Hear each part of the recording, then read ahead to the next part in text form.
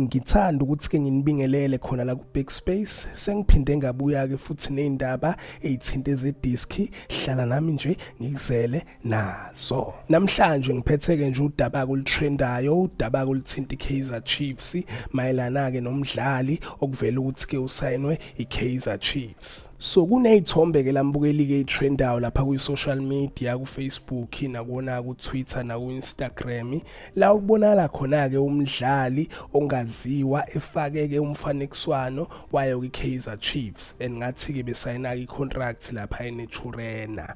Le ndaba ke ya trenda ke impela ke lapha ku social media.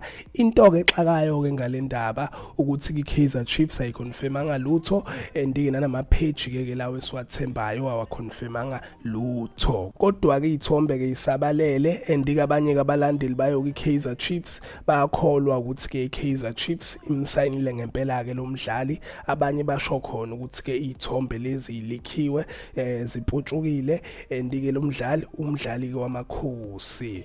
So impela ke mbukeli indaba ke nje le trendayo lapha ku social media. Kodwa akunama page kathembakele avezile ukuthi ke lezi indaba ke ngamanga indaba nje ezingekho lezi izithombe zenziwe ngayo ke lapha AI. And nama journalist ke aveza lapha ku Twitter ukuthi ke lezi indaba ke ngamanga akekho kumdlali osayinwe ke iyona iKaizer Chiefs. Bathi ke bakonfirmile lokho kuyona iKaizer Chiefs.